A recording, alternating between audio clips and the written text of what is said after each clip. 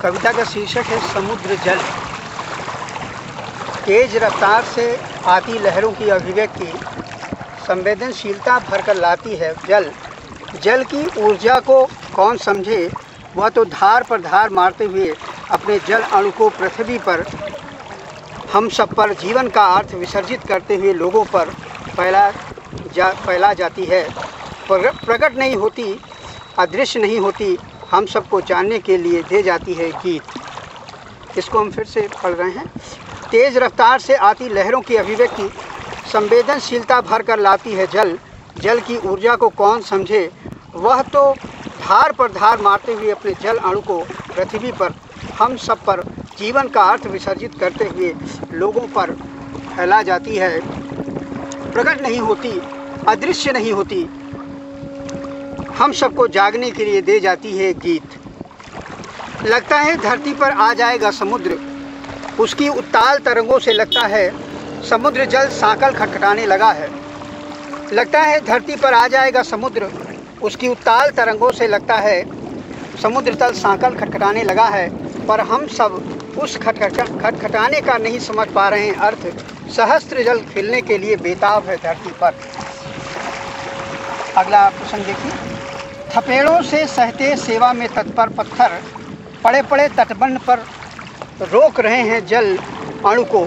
हम सब हैं कि उसके तटबंध पर तथाकथित प्रेम का प्रदर्शन करते श्रद्धा झूठों की सवारी गांठते हैं, पर और कुछ नहीं घटता।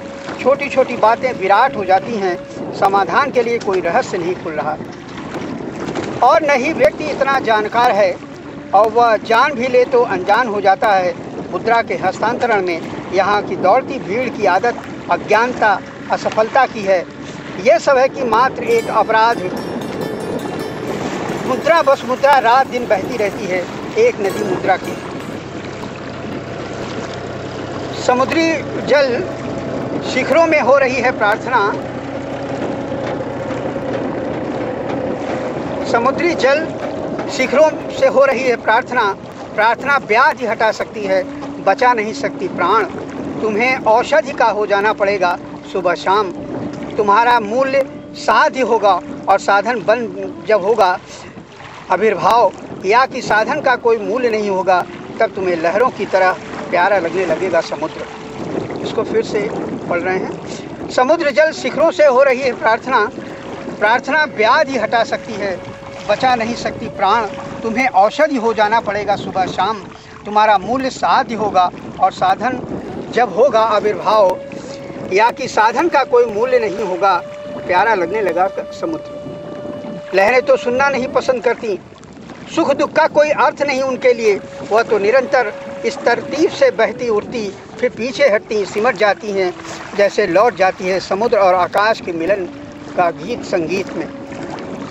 लहर तो सुनना नहीं पसंद करती, सुख दुख का कोई अर्थ नहीं उनके लिए। वह तो निरंतर इस तरकीब से बहती उठती, पीछे हटती, सिमटती जाती हैं, जैसे लौट जाती हैं समुद्र और आकाश के मिलन गीत संगीत में। यथार्थ है कुछ भी कर गुजरने का साहस होता है लहरों में। शुरुआत करने की है हम समझ उनमें, वह हृदय के आंसुओं की लवणता भर भर पीती और लौटती रफ्तार में चांद तारों की बातचीत में खो जाती हैं। इसको फिर से पढ़ रहे हम। यथार्थ है कुछ भी कर सकने का साहस होता है लहरों में। शुरुआत करने की है समझ उनमें, वह हृदय के आंसुओं की लवणता भर भर पीती और लौटती रफ्तार में चांद तारों की बातचीत में खो जाती हैं। लहरों में बच्चों जैसी प्रसन्नता भी है। लहरों में बच्चों जैसी प्रसन्नता भी है, उछाल भी है, कोमलता उनके रग रग में बसी है। माँ जैसी मुस्कुराहट भी है, शीतलता भी घन में ओंकार की तरह चढ़ती हैं, उतरते प्रेम की गहराई में खो जाती हैं। वह बुनियादी नमी की अनंत काव्यता हैं। वह कूदती फैलती सारे वायुमंडल को सफ़ेद फेनों से वो ज्वलित कर देती है। इसको फिर से हम पढ़ रहे हैं। लहरों में बच्चों जैसी प्रसन्नता भी है, उछाल भी है, कोमलता उनमें रग रग में बसी। माँ जैसी मुस्कुराहट भी है, शीतलता भी है, ध्वनि में ओंकार की तरह चढ़ती हैं, उतरते प्रेम की गहराई में खो जाती हैं। यह बुनियादी नमी की अनंत काव्यता हैं।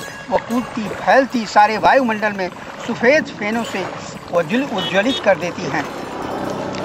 मैं उनकी गूंजती ध्वनि प्रतिध्वनियों की गहराई में खो गया। ये अंतिम प्रसंग है। मैं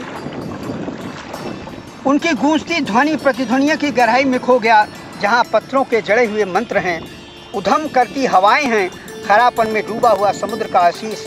सब कुछ तो है जिसे कोई धारण के लिए तत्पर नहीं। हाँ, बहती सहज धारा के गीत उत्सव में पांव रखने की कोशिश में हूँ, जहाँ समुद्र की जल बल धरती पर आ जाएगा।